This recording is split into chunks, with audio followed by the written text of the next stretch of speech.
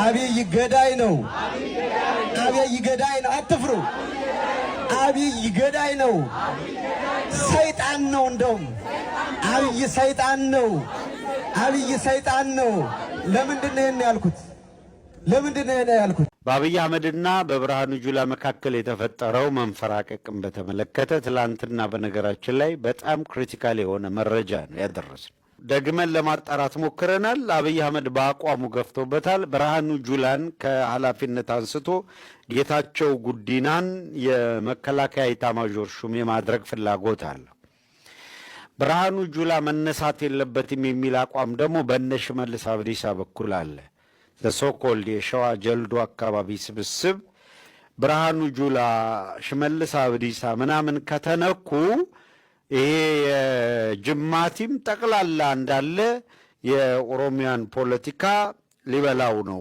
ስለዚህ በፍጹም ይሄንን መፍቀድ የለብንም በሚል የተወሰኑ የሚያጉረመርሙ ተነስተዋል። መንፈራቀቆች አሉ። እስኪ እሱን እንከታተለው። አልፎ አልፎ ትንሽ ሰው ስለሆንኩ ብልጭ ይልብኛል እና ምንድነው ብሎ ጠየቀኝ አንድ ወዳጄ። ነገርኩት። እንትና እኮ እንዲህ እንዲያደርገው ሰው የእናንተ ውስጥ እኮ ስንት ጉዳም ሰው እንዳላጣቁ ያን ጉዳም ሰው ስታየው ብልጭ ይልባል፣ ትረሳዋለህ። ሰውየው የምታውቅ አይመስለውም የሚሰራውን ስራ። ዝም ብለህ ምንም ነገር ሳታውቅ እዚህ መቀመጥና እዚህ ውስጥ ያለን ነገር እያወቅህ እዚህ መቀመጥ በጣም የተለያየ ነገር ነው። ስትሆኑ ይገባችኋል። ሊያፈርስ እየሸረበ ያለ ሰው እዚህ ውስጥ እያለ እንዳወቅ ውጣ ሂድ ከዚህ ብለህ ማባረር እንደምትችል እያወቅ ተቀምጦ ስለ መልካምነት ስለ ሞራል ኢንተለጀንስ ከአንተ ጋር ቁጭ ብሎ ሲሰማና ኖቲስ ስታይ ይሄም እንደሰማችሁት ነው። ሰው ስለሆንኩ አልፎ አልፎ ብልጭ ይልብኛል አለ። እኔ አልፎ አልፎ ብቻ አይደለም ሁሌ ነው ብልጭ የሚልበት ነገሩ። ለምንድነው ግን እንደዛም ሆነው አላያችሁ? እዚህ ተቀምጬ እየመራው ከመካከላችን እኛን ተመሳስሎ ውስጡን እየሸረሸነ ያለ ሰው እንዳላውቃለሁ። እናንተ ስለማይገባችሁ ያን ሰው ባየሁት ቁጥር ነው ብልጭ ያለብኝ ነው። እዚህ እየተረበሽኩ ነው። እዚያ አንድ አዳራሽ እንቀመጥ እንጂ ማስታወሻ አውጥተን እንጻፍ እንጂ የምናገረውን ተራማጆች እንምሰል እንጂ ከኛው ጋር ማን እንደሚሸረሽረን ስለምሰማ ስለማቅ እንዲያ አንዳንዴ ብልጭ የሚልብኝ ያን ሰው ሳየው ነው።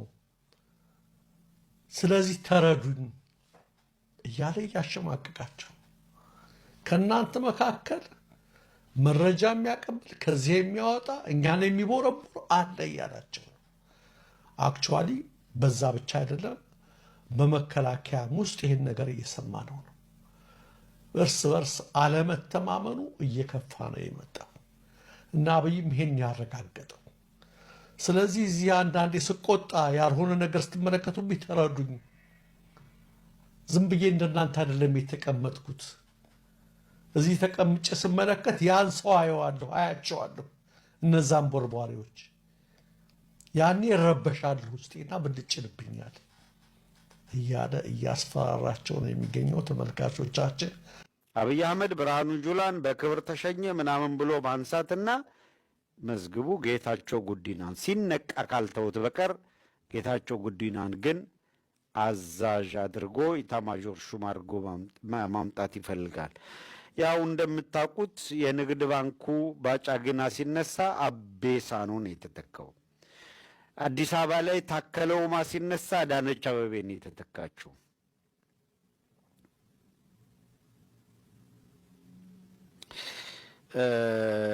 ኢታማዦር ሹም ላይ ብርሃኑ ጁላ ቢነሳ የሚተካው ጌታቸው ጉዲና ነው።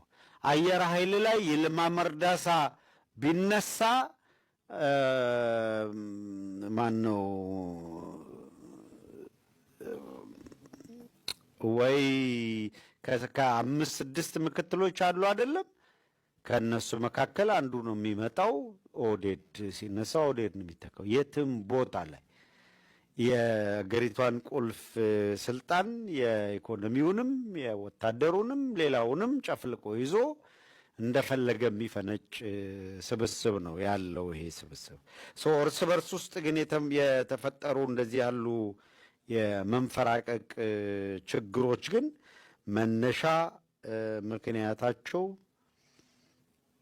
ብርሃኑ ጁላን አንስቶ ጌታቸው ጉዲናን ማምጣት ነው ወይስ ስልጣንን ከነንትና ወደ ነንትና ወደ ተረኞች ማሻገር ነው?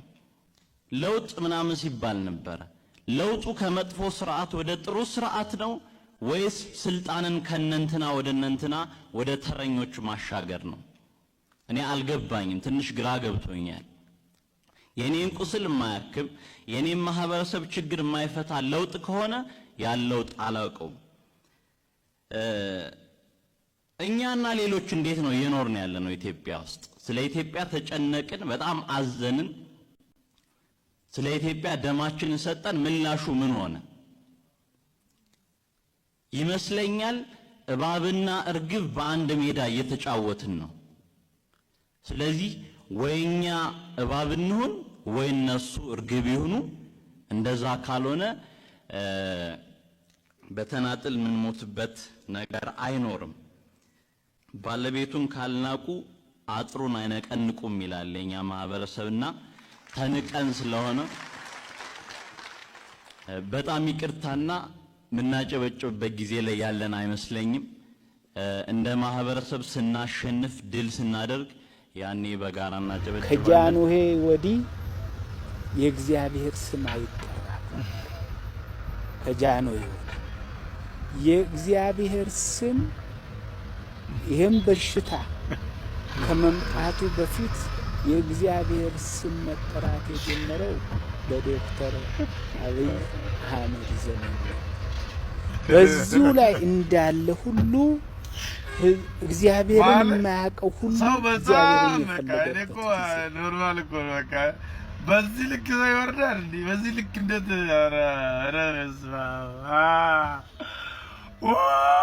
ወይኔ ቤተክርስቲያናችን ወይኔ! ሰበር ሰበር ሰበር የድል ዜና አለን። ታሪክ ተደግሟል። ዛሬ አስደናቂ ድል ተመዝግቧል። የጦር መሪው ከነመገናኛ ሬዲዮ ተማርኳል። የፋኖ መሪውም የእንኳን ደስ ያላችሁ መልእክት አስተላልፏል። ከፋኖ መሪው ጋር ያደረግነውን ቆይታም ሆነ ሙሉ መረጃውን ለመስማት ባዮ ላይ የሚገኘውን የዩቲዩብ ምልክት በመጫን አሊያም ዩቲዩብ ላይ ሐዲስ ሚዲያ ብላችሁ በመፈለግ በዚህ ርዕስ ማድመጥ ይቻላል። ክረምቱ እየከበደና እየተጫነ ሲመጣ ፋኖ ተደራጅቶ መጥቶ ይመታኛል ብሎ ፈርቷል። ራሳቸው የአብይ አህመድ ጀነራሎች ቁጭ አድርገው ለአብይ አህመድ የነገሩት ባለፈው ያወጣነው መረጃ ሰራዊቱ ተሰላችቷል። በየከተማው ጦርነት ቢከፈት አንድም የሚተኩስ የመከላከያ ሰራዊት አባል የለም። በተለይ ነው ብለው የነገሩት። በተለይ አማራ ክልል ላይ አንድም የመከላከያ ሰራዊት አባል የለም። ምናልባት ሜካናይዝድ ተኳሾቻችን ከኛ ጋር ሆኖ ሜካናይዝድ መሳሪያ እየተኮሱ ይቆዩ ካልሆነ በስተቀር እግረኛው ሰራዊት በምንም ተአምር ቆሞ አይዋጋም። ማምለጫ መሄጃ አጥቶ ነው አሁን ስለተጠረነፈ እየተጨነቀ ያለው። ስለዚህ ያለው አማራጭ የተቻለው ነገር ሆኖ ወይ በድርድር ወይ በፖለቲካዊ መፍትሄ ካልተፈታ በስተቀር ክረምቱ ሲመጣ እኛ ለሚዲያ ፍጆታ ብለን ጽምዶ የምንለው ነገር የአማራ ፋኖና የትግራይ ኃይሎች የኦሮሞ ኃይሎች በተመሳሳይ ሰዓት ጦርነት ከከፈቱበት አብረው አይደለም ያሉት። ቃል በቃል ለምናገረው የደረሰኝ መረጃ በተመሳሳይ ሰዓት ትግሬውም በሚመቸው መልኩ ቲፒኤልኤፍ፣ ኦነጉም በሚመቸው መልኩ፣ ፋኖም በሚመቸው መልኩ በተመሳሳይ ሰዓት ተኩስ ከከፈቱብን አለቀልን። ሰራዊቱ በሙሉ ግልብጥ ብሎ ይከዳል። እኛ ራቁታችንን እንቀራለን። በሜካናይዝድ እና በጀት ልናሸንፍ አንችልም እግረኛው ካለቀ። ስለዚህ መፍትሄ ይምጣ ሲሉት ምንድን ያደረገው? እንግዲያውስ ከፍተኛ ገንዘብ መበጀት አለብን፣ 3-4 ድሮን የምንገዛበትን በጀት ለዚህ አውለን ስራዎችን መስራት አለብን ወደሚል ነው ሄደው። ሰኔ ላይ በጣም ዝናቡ ሳይከብድ መጀመሪያ በጀት በድሮን እንመታለን፣ ከዛ እግረኛ እናስከትላለን። እንደዚህ እያደረግን እንዳይደራጁ ማድረግ አለብን። አሁን የሚደራጁበት የሚመካከሩበት የሚገመግሙበት የመጨረሻ ግባቸውን አስቀምጠው ለማይቀረው ውጊያ ራሳቸውን የሚያደራጁበት ሰዓት ስለሆነ በየአካባቢው ሰላም በመንሳት ቦታዎችን በማስለቀቅ ማዛባት እንችላለን። የፋኖን ኃይል በተቻለ መጠን ማዛባት እንችላለን።